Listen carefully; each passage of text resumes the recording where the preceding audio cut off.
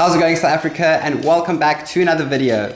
In this video today, I'm going to be answering the question that many of you are probably wondering, and that is, what's up with all the Chinese cars? It all started in 2008 when Chinese manufacturer Chery decided to give South Africa a budget car called the QQ3 that was unfortunately a little too budgety for us South Africans. While it initially attracted our attention due to its low price tag, it faced several challenges that quickly led to its decline. The build quality was not good, the after sales were poor, and there was some tough competition at the time. Due to these factors, the Chery QQ3 as well as the overall brand started really struggling, leading Chery to scale down their operations and go back to the drawing board. Then a couple years passed and we eventually saw Chery back at it again with the first Tiggo launch back in 2010. With the bad taste still in our mouths from Chery's failed QQ3, the launch of the Tiggo at this time was still unable to make any real noise in our South African market. That was until GWM, or Great Wall Motors, came into the country with a brand new vehicle brand called Haval, along with its first H2 model back in 2015. The H2 was quick to get onto the shortlist for people who were looking at SUVs like the Hyundai Creta or the Suzuki Vitara. It managed to do so with its impressive price tag, long list of features, and build quality considering it was a Chinese car. Now, we could finally consider Chinese cars again. So what about all the other Chinese cars that we see on our roads today? Well, they are most probably owned by two dominant Chinese companies, that being GWM and Chery. That's right, brands like Chery, Jaecoo, Jetour are all owned by Chery themselves. Brands like Haval, Aura, Tank and Way are all owned also by a single company, that being GWM. So why do a lot of car manufacturing companies often have these sort of business structures? Well, for many reasons. One key factor is market segmentation, allowing them to cater to various consumer segments such as luxury or electric vehicles. This creates distinct brand identities that help them stand out. Risk management is also another reason. Operating multiple brands can help mitigate the risks if one brand underperforms. Additionally, these sort of business structures can also foster innovation, as different brands can focus on different things. For example, one company could focus on electric vehicle manufacturing, and one company can focus on the luxury side of things. Another reason is that global expansion is also much easier when having multiple brands that adapt to local preferences and regulations. Companies also benefit by sharing resources across brands, reducing costs and improving efficiency. And finally, historical factors like mergers and acquisitions often shape this sort of business structure, resulting in a portfolio of brands under one corporate umbrella. Overall, this multi-brand strategy allows these manufacturers to stay competitive and responsive to forever changing consumer demands. And that is one reason, ladies and gentlemen, why we are seeing so many Chinese cars on our roads today.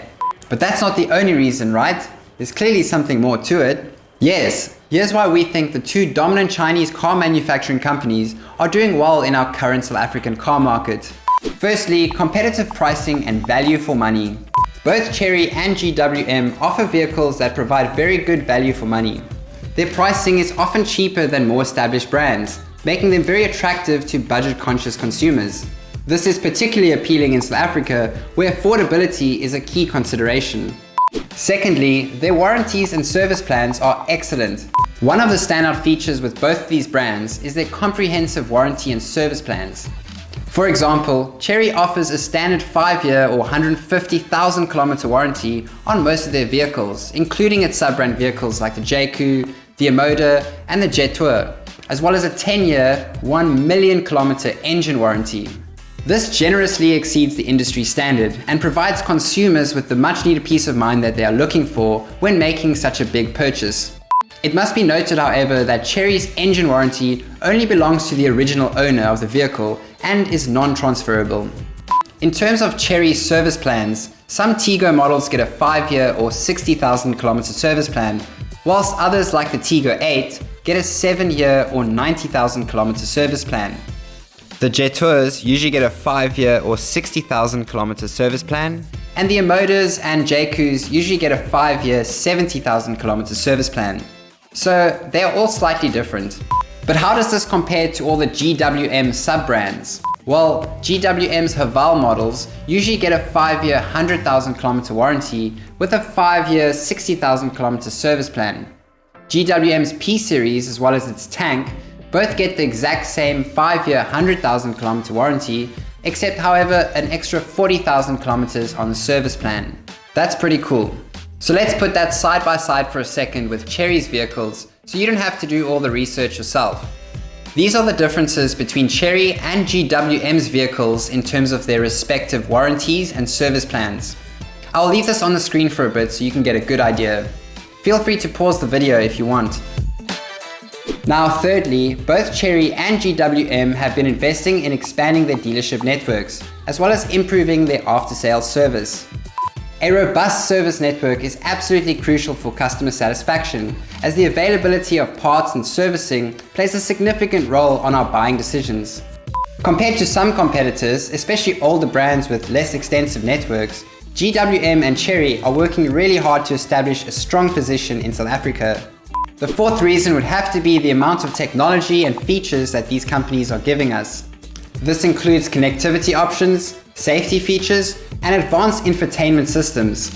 And lastly, both brands have shown really good adaptability to the South African market, tailoring their offerings to the needs of us South Africans. Their responsiveness has helped them stand out from even more established brands who might have been slower to respond to our ever-changing consumer demands. So basically, it all comes down to the fact that these two giant Chinese companies are dominating our market because they are giving us a good product at a good price with good after sales and all with peace of mind. That's what South Africans want. And there you have it, ladies and gentlemen.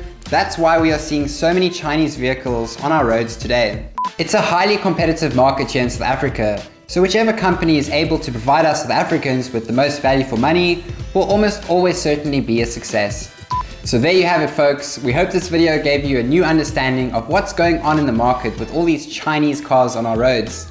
Do let us know in the comment section down below, what are your experiences with some of these Chinese cars that we are seeing on our roads?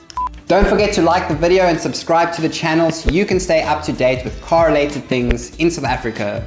Thanks for watching, guys, and thanks for supporting the channel. I'll see you in the next one.